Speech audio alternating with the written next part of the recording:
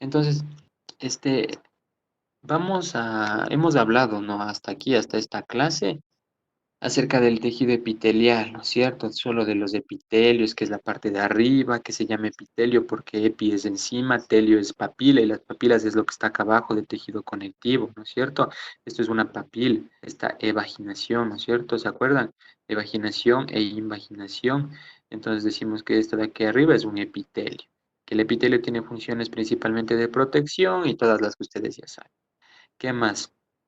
Entonces, acuérdense que en el epitelio, que es lo que está aquí arriba, suceden casi todas las funciones, ¿no es cierto? La función de protección, de absorción, de secreción, ¿de qué más había? De sensitiva, de más de transporte, toditas esas funciones suceden aquí, en el epitelio.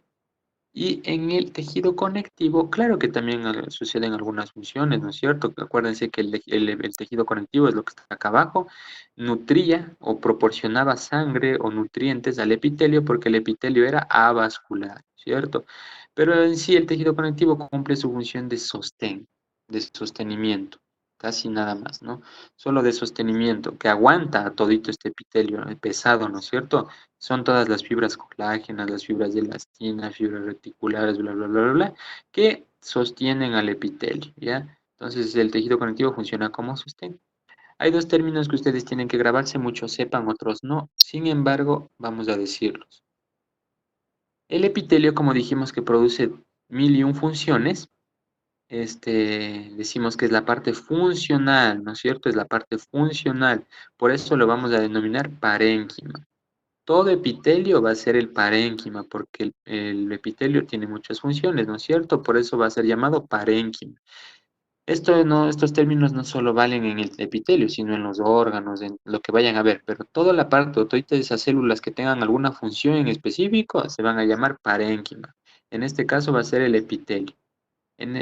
Por otro lado tenemos el estroma. El estroma es estroma, comienza con E. Esqueleto comienza con E. ¿Qué hace el esqueleto? Sostener, ¿no es cierto? Sostener, proporcionar sostén.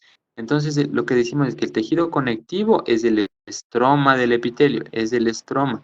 ¿Por qué? Porque sostiene, ¿no es cierto? Le va a sostener, que no se caiga, que no se hunda. Entonces, el epitelio es el parénquima, porque tiene muchas funciones, y el tejido conectivo es el estroma o el esqueleto, porque va a sostener, ya va a cumplir función de sostenimiento. Entendido hasta aquí, esto tiene que quedar claro. Estos términos de parénquima y de estroma son válidos para órganos, para tejidos, ¿no es cierto? Para cualquier lado. Si ustedes vean parénquima, quiere decir que es la parte funcional. Si ustedes ven estroma, es la parte de sostenimiento, ¿ya? Son lo que le da rigidez. ¿Entendido hasta aquí? Confirme. Si no, volvemos a repetir. Verán, verán. Parénquima es la parte funcional. Estroma, porque comienza con E y esqueleto comienza con E, me acuerdo. Y digo, si es un esqueleto, entonces funciona como sostén, como sostenimiento. Verán. Ahora, al hablar nosotros de tejido glandular, primero, bueno, ya vieron, ya vieron. Igual si les hubiera preguntado qué es una glándula, este, ni me responderían porque no han de haber leído, igual que el otro grupo. Entonces, al hablar yo de tejido glandular, es hablar de un tema muy extenso, de hablar de una glándula en sí. Porque, ¿qué es una glándula? Una glándula es una célula, un tejido o un órgano que produce una secreción o que forma una secreción. Ya vimos lo que es una secreción en anteriores clases, ¿no es cierto? Una secreción no es nada más que una producción de la célula, algo que la célula forma, algo que sintetiza, ¿no es cierto? Esa es una secreción, ¿ya? Ahora, estas glándulas, como les digo, una célula puede ser una glándula, un tejido puede ser una glándula, un órgano puede ser una glándula, ¿ya? Entonces es un tema que nos podemos referir a varias cosas, ¿ya? Una sola celulita, así ve, una es una glándula, ¿ya? ¿Qué más? Un tejido es una glándula. Y un órgano, por ejemplo, el hígado, un órgano es una glándula. La tiroides es un órgano, entonces es una glándula. El páncreas es un órgano, pero es una glándula, ¿ya? Entonces podemos tener glándulas desde células, tejidos y, y, y órganos, ¿no es cierto? Ya, entonces decimos que son todas estas células de órganos o tejidos que producen algo, producen una secreción. ¿Qué era una secreción? Una producción, una producción. Por ejemplo, el sudor. El sudor es una secreción. ¿A cargo de quién está? De la piel, ¿no es cierto? En la piel existen ¿qué? Glándulas sudoríparas. Esas son las que producen el sudor. Existen glándulas sebáceas, las que producen el sebo de los granitos, ¿no es cierto? Esa grasita de los granitos, de las espinillas, ¿ya? ¿Qué más? La saliva. La saliva es una secreción. ¿Quién forma la saliva? Ya vamos a ver las glándulas mucosas, las glándulas serosas de la boca, ¿ya? Entonces, todo lo que ustedes escuchen secreción es de esa producción. En el estómago, ¿qué dijimos? ¿Qué es la secreción en el estómago? El ácido gástrico, ¿no es cierto? El ácido gástrico que forma todo el epitelio del estómago. Ahí estamos hablando de tejido glandular, ¿verdad? Tejido, ¿ya? Este, ¿qué más? Entonces, las glándulas nacen del epitelio. El epitelio va a ser el encargado de formar glándulas. Por eso, miren, el epitelio sigue proliferando, es decir, las células siguen creciendo hacia abajo, hacia el tejido conectivo, siguen creciendo y van formando una glándula. Por eso decimos que una glándula puede ser una célula, un conjunto de células que está aquí, o un órgano, ¿no es cierto? Pero todas van a nacer del epitelio, ¿ya? Todas nacen del epitelio. En embriología, y bueno, les dan a qué semana se forma, cómo se forman las glándulas endócrinas, las glándulas exócrinas, que vamos a ver después. Pero lo que quiero que quede claro es que estas glándulas, que pueden ser una célula, un tejido o un órgano, nacen del epitelio, ¿no es cierto? Nacen del epitelio y se van metiendo ¿en dónde? En el tejido conectivo. Recuerden que el epitelio es el parénquima porque tiene muchas funciones y el tejido conectivo es el estroma porque es tejido de sostén, es el esqueleto. Pregunto, ¿una glándula es parénquima o es estroma? Glándula es un parénquima, es decir, sí, es un parénquima porque, como dicen ustedes, porque produce una secreción y la secreción es una función, ¿ya? Es funcional, por eso es un parénquima. No es estroma porque no sostiene nada, no sostiene nada. Es propiamente el epitelio, es una prolongación, es una piernita que le creció al epitelio. Bueno, está medio malcriado, ¿no? Pero es una piernita que le creció al epitelio. Entonces, si digo que el epitelio es parénquima, pues la glándula también va a ser parénquima y por lo tanto también va a producir lo que sea, una secreción. Entonces, por eso también es parénquima porque es funcional. El estroma solo va a ser tejido de sostenimiento, ya como el tejido conectivo de acá, el rosadito más claro solo va a servir para sostener, nada más. La glándula, en cambio, produce, es así, si quiere hacer algo en la vida, ¿cierto? ¿Qué más? Entonces, cuando nosotros hablamos de secreción, dijimos que es una producción, una formación de la célula, debemos saber que existen asimismo algunas glándulas, algunas células que producen tipos de secreción, ¿no es cierto? Tipos de secreción que ya han de haber escuchado. Tenemos básicamente tres tipos. Vamos primero con la secreción merócrina. ¿Qué quiere decir secreción merócrina? Que la célula forma su secreción, o la glándula obviamente, forma su secreción y la elimina. La elimina afuera. Se acabó. Nada más. Esa es una glándula merócrina. Y la célula se queda totalmente íntegra. ¿Ya? Nada más. Formó, hizo lo que hizo y se queda estable. ¿Ya? Se queda íntegra, ¿no es cierto? Se libera la secreción sin pérdida celular. Ejemplo, los acinos del páncreas, ¿no es cierto? Y una glándula apócrina, acuérdense que apo, ¿qué significa? Apo, apocalipsis, ¿no es cierto? Quiere decir que la célula, cuando ya forma su secreción, ya excreta su secreción, se lleva un poquito de citoplasma y le deja herida a la célula, ¿ya? Al momento de salir su secreción se lleva un poquito de citoplasma, le deja herida, ¿no es cierto? O sea, no se queda íntegra, no se queda sana como la merocrina.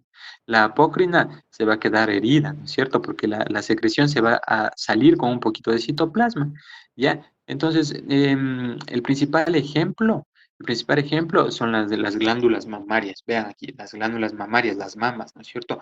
Otro órgano, como glándula, o glándula como tal, un órgano, ¿ya? Entonces decimos que las células de la glándula mamaria producen la leche, ¿no es cierto? Producen la leche y, y al momento de producir se llevan un poquito de citoplasma consigo, ¿no es cierto? Y la dejan herida esta pobre celulita. Esa es una glándula, es una secreción apócrina, ¿no es cierto? Una glándula apócrina. Y una holócrina, acuérdense que el prefijo holo significa, por ejemplo, holocausto, ¿no es cierto? O sea, todo, básicamente la destrucción de toda la célula, ¿no es cierto? Cuando la célula ya acaba de producir su secreción, dice, oh, ya, este, para que salga toda mi secreción, tengo que destruirme. Entonces explota, ¡pum! Y sale todita la secreción, ¿no es cierto? Eso se conoce como apoptosis. Apoptosis es un término que van a ver en toda la carrera. Apoptosis significa muerte celular programada, ¿ya? Eso significa muerte celular programada. ¿Qué quiere decir? Que la célula es tan inteligente, como mis estudiantes, que una vez que acaba de secretar todo lo que está aquí, toda su secreción, dice, oh, es momento de liberarla, así que hasta luego, ¡pum! Explota, ¿ya? Y se muere, ¿cierto? Entonces, por eso es una secreción holocrina, ¿no es cierto? Porque sufre la célula apoptosis. Hay algo que se conoce como tipos de señalización. Hay dos conceptos, parácrina y autócrina, ¿no es cierto? Volvemos a los prefijos y sufijos.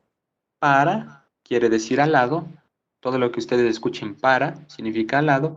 Y crina significa expulsar, expulsar o separar. Entonces, ¿qué quiere decir para crina? Expulsa al lado. ¿Qué quiere decir eso? Que una célula expulsa su secreción y va a afectar solo a las células que están al lado o las más cercanitas, solo a las más cercanas, ¿ya? Produce su secreción y afecta a las células de al lado.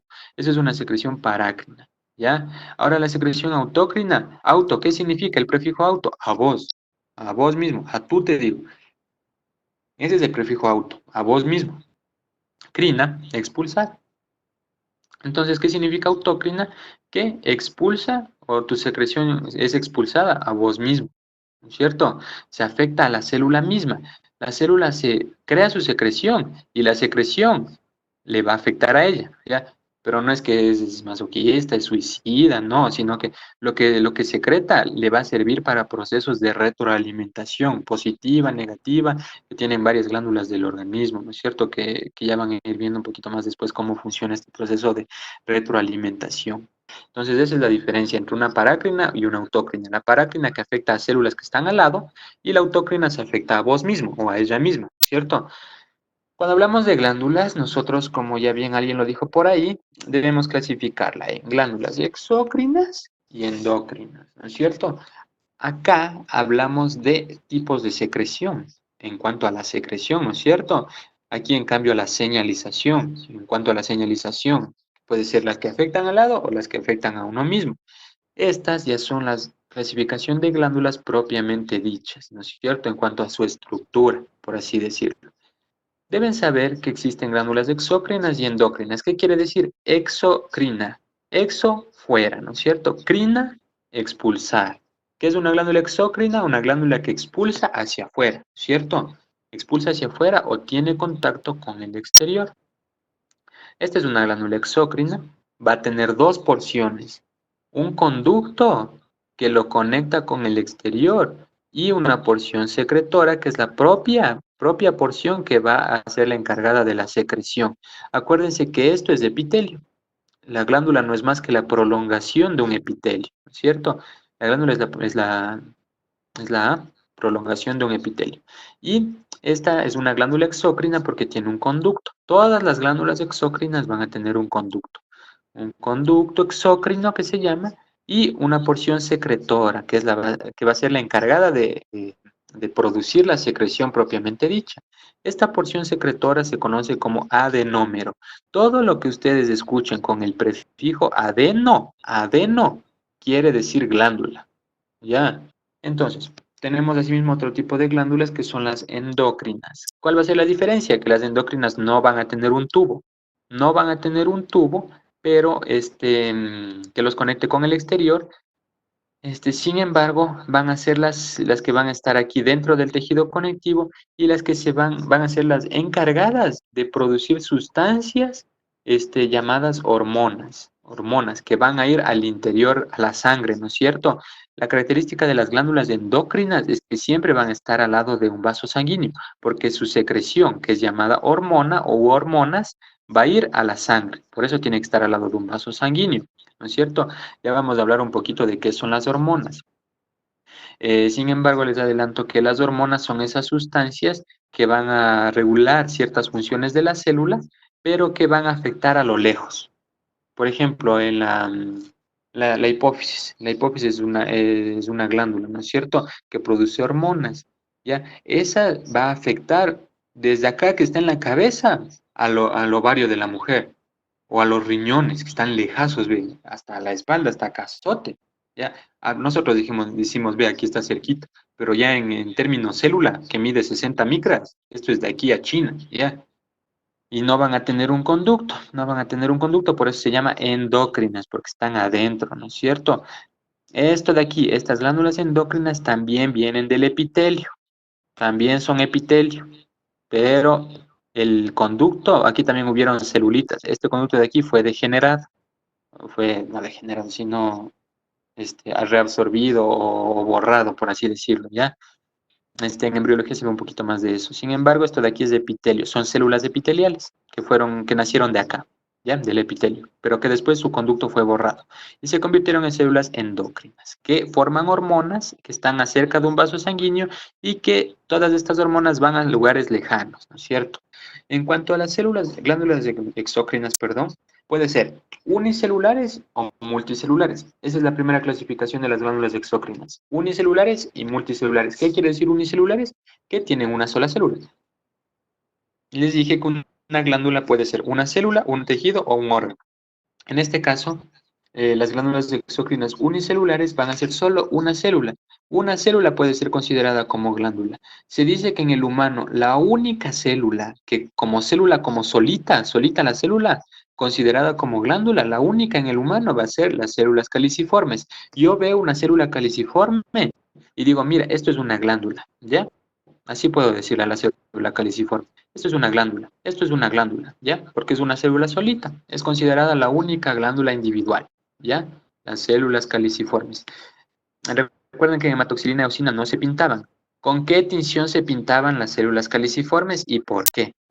Con paz. ¿Por qué? Porque las glándulas caliciformes tenían ¿qué?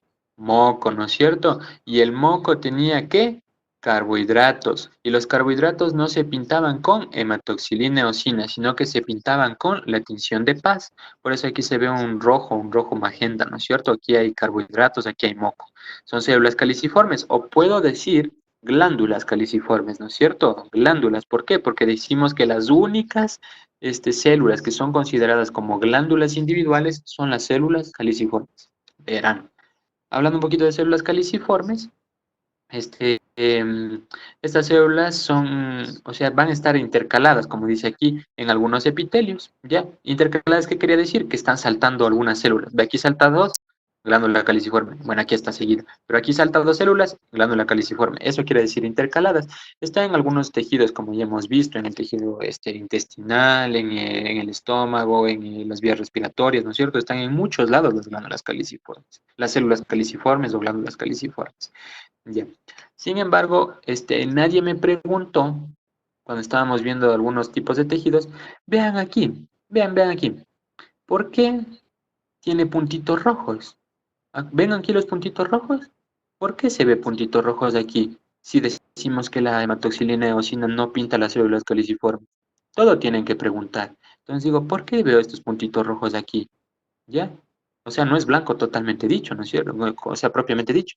Entonces ahí me pongo a pensar en que las células caliciformes producen moco, ¿ya? Producen moco. El moco es un compuesto producido o formado por mucina en un 25% y por carbohidratos en un 75%, ¿ya? La mayoría del moco va a ser carbohidratos, por eso se ve blanco, porque lo de la hematoxilina y eosina no pinta carbohidratos, por eso se ve blanco. Pero se ve los puntitos rosados por la mucina, que está en un 25%. Profe, ¿qué es la mucina? La mucina es una proteína que va a ayudar a formar el moco. Y acuérdense que dijimos que la eosina o el colorante acidófilo, el colorante ácido es la eosina, pintaba a las proteínas. Y si la mucina es una proteína, por eso se ve acidófilo, un poquito rosado aquí, ¿ya? Por eso, por la mucina. Y los carbohidratos, obviamente, que son el 75%, o sea, la mayoría, se ve blanco porque la hematoxilina eosina no pinta los carbohidratos. La otra clasificación son las multicelulares. Multicelulares, ¿qué quiere decir? Que tiene muchas células, ¿no es cierto? Ahora sí, estas muchas células van a ser consideradas como una glándula solita. Ya no solo una, sino muchas células van a ser una glándula solita. Ejemplo, células parietales del estómago. Todas esas células del estómago se unen y forman una glándula, ¿no es cierto? ¿Para qué? Para producir ácido gástrico. Ya. ¿Qué más? Ahora, las glándulas exócrinas multicelulares, es decir, que tienen muchas células, se clasifican según dos porciones, ¿no es cierto?, que tenían las glándulas exócrinas, según la porción secretora y según la porción excretora o el conducto. Según el conducto, estas glándulas exócrinas multicelulares, según el conducto, se clasifican en un conducto simple, perdón, en una glándula simple o en una glándula compuesta. Según el conducto, ¿qué quiere decir esto? Simple, cuando el conducto es solo un conducto. Compuestas, si es que hay varios conductos. Ya vamos a ver más acá. Ay, perdón. Aquí. Esta es una glándula multicelular. ¿Por qué? Porque cada unito de estos, cada cuadradito es una célula, ¿no es cierto? Una célula, por eso es multicelular. Todo esto forma una glándula. Entonces decimos que es una glándula exócrina multicelular, simple, porque el conducto, mire, solo hay uno, o sea, ni a dónde, ¿no es cierto? No sé, ni para ponerles ejemplos, o sea, los ejemplos malcriados, porque está malcriado, pero solo es un conducto, no hay nada más que decir, un conducto. En cambio acá, este, mm, hay varios conductos, miren, uno, dos, tres, cuatro. Profe, pero aquí hay uno, dos, tres, cuatro, cinco, seis, 10, 15 conductos. ¿Por qué? No, acuérdense que estamos hablando solo de la clasificación de la porción excretora o la porción del conducto. Esto de aquí es la porción secretora que les había dicho. Esto es otro asunto aparte. Estamos hablando solo de la porción excretora o del conducto. Por eso tenemos que hay un conducto, dos conductos, tres conductos, cuatro conductos, ¿no es cierto?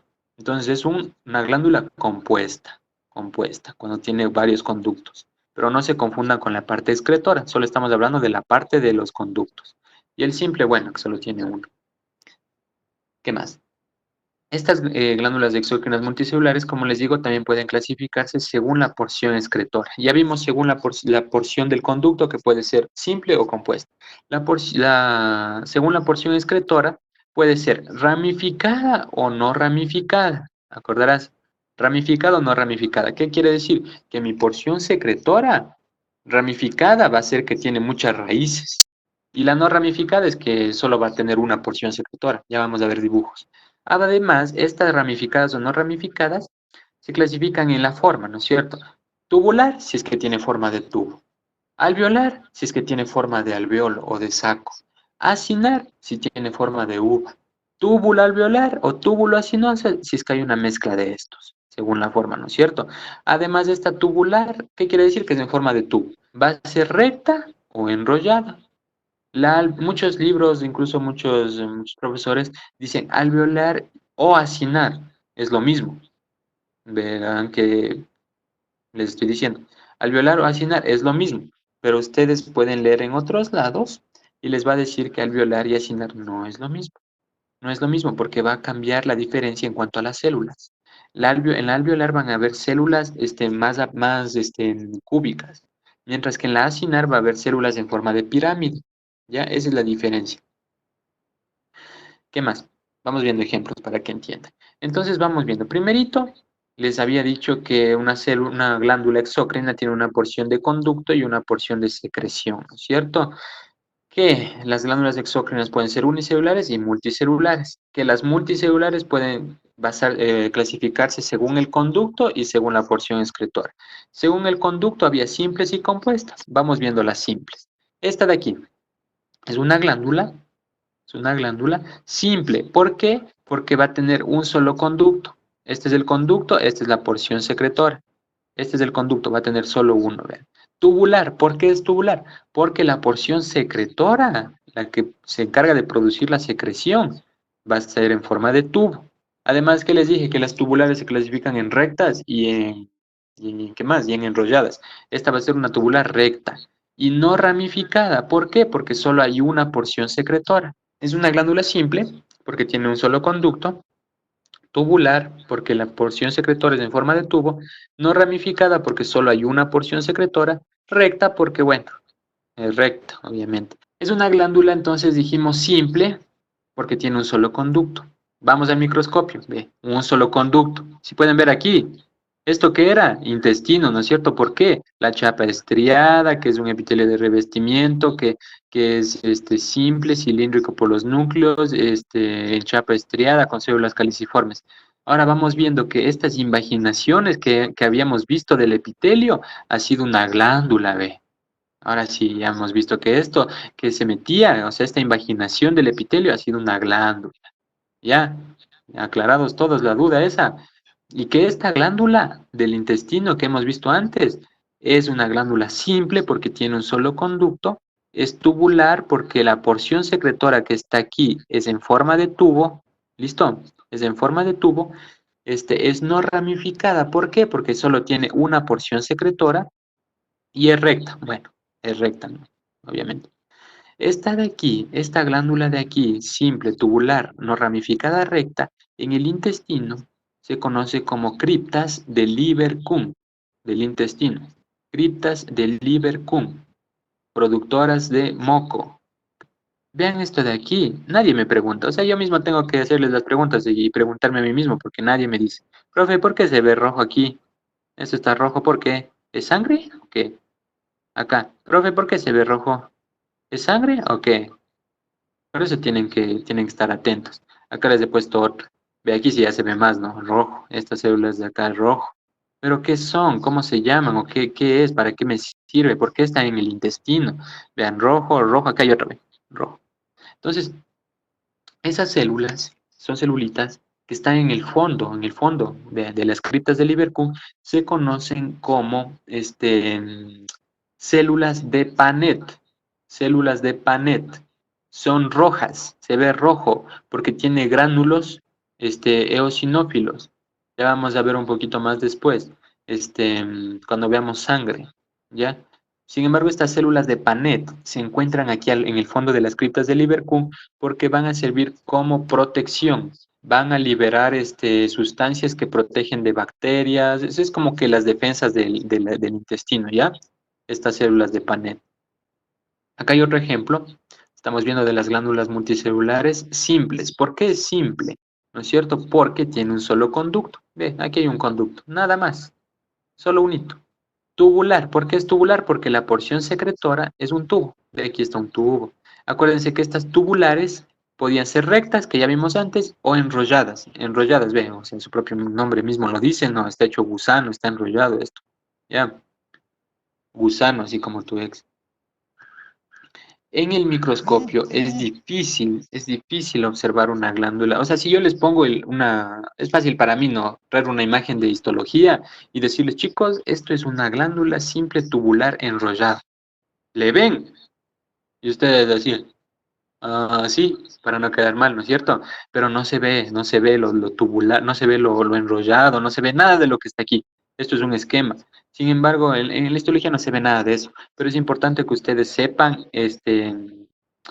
identificar cómo es una glándula, ¿no es cierto? Por ejemplo, estas glándulas son frecuentes, estas enrolladas en la piel, en las glándulas sudoríparas que dijimos que son merócrinas, ¿no es cierto? Mal llamadas apócrinas, porque no se llevan citoplasma, sino que le dejan a la célula íntegra, ¿ya? Las glándulas sudoríparas de la piel. Estas se van a ver así tienen un conducto, por eso son simples, tubulares porque forman un tubo y enrolladas porque, bueno, está hecho un nudo aquí, ¿no es cierto? Como todo en la vida.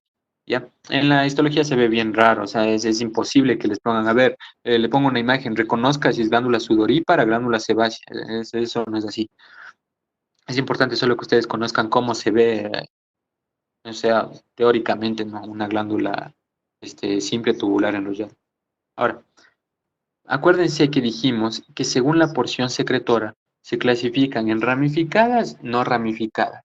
Ramificadas es cuando la porción secretora tiene varias porciones secretoras y la no ramificada es cuando solo tenía una. Esta de aquí es simple. Primero, ¿por qué? Porque tiene un solo conducto, un solo conducto. Es tubular, ¿por qué? Porque mi porción secretora es en forma de tubo. Es ramificada porque ahora sí tengo una, tengo dos y tengo tres porciones secretoras. A eso me refería, ¿ya? Que mi porción secretora es ramificada cuando tiene muchas porciones secretoras. Es no ramificada cuando solo tiene una, como la de acá. Mira, solo una porción secretora, no hay más. Una porción secretora. En cambio, esta de acá ya tiene tres. Una, dos y tres. ¿Listo? Tubular, ¿por qué? Porque tiene forma de tubo. ¿Dónde vamos a encontrar estas? Principalmente las vamos a encontrar en las glándulas mucosas del estómago, ¿ya? Y en el útero, en el endometrio, que es el epitelio del útero, que ya les han de haber enseñado un poquito en embriología, ¿ya? Es importante saber en dónde se ubican y cómo son teóricamente, ¿no es cierto? Si es que hay la suerte, ¿no es cierto?, de que aparezca en una histología, bueno, la podemos observar aquí, pero es muy raro, es rarísimo que se encuentre esto, ¿no es cierto? Porque justo el corte tuvo que haber caído para que les divida las dos y se puedan ver. Ya, pero esto es microscópico, entonces es bien difícil que se corte justo en donde es exacto. Estamos viendo, vean, solo simples. Según el conducto, solo simples, o sea que tienen un solo conducto. Pero según la porción secretora, acuérdense que había ramificadas y no ramificadas. Tubulares en forma de tubo, rectas y enrolladas. Alveolares en forma de saco. Vamos a ver ahorita. Alveolares en forma de saco, ve. Aquí está, forma de saco. ¿Por qué es simple? Porque tiene un solo conductito. Si le ves ahí, un solo conductito. Alveolar, ¿por qué? Porque tiene forma de saco o forma de alveolo. No ramificada, ¿por qué? Porque solo tiene una porción secretora. ¿Listo? Acá es simple. Glándula simple, ¿por qué? Porque tiene un solo conducto. Solo hay uno, no hay más. Alveolar, ¿por qué? Porque la porción secretora es en forma de saco. Y ramificada, porque ahora sí hay varias porciones secretoras. Cuenten conmigo. Una porción secretora, dos porciones secretoras, tres, cuatro y cinco. Ve, malcriadazo, pero no importa. Cinco porciones secretoras. Estas, glándulas simples, alveolares, ramificadas. Si no entienden, me dicen. Volvemos a repetir. Y vamos a llegar hasta aquí. Piel, porque tiene cabellos rojos. Eso ya saben. Es uno de estratificado de cubierta, bla, bla, bla, bla, bla, bla, bla, que ya saben. Esto es una glándula sebácea. ¿Por qué? Una glándula simple primero. ¿Por qué? Porque tiene un conducto. Solo hay un conducto, mira. Ya, un conducto. Glándula simple. ¿Qué más? Alveolar. ¿Por qué? Porque tiene forma de alveolo. Alveolo o saco, un saco. Y ramificada, porque hay varios, mira, uno, hay dos, hay tres, ¿no es cierto? Entonces, por eso es una glándula simple alveolar ramificada, ¿ya? Esa es una glándula sebácea productora de sebo, de espinillas, bla, bla, bla. Bueno,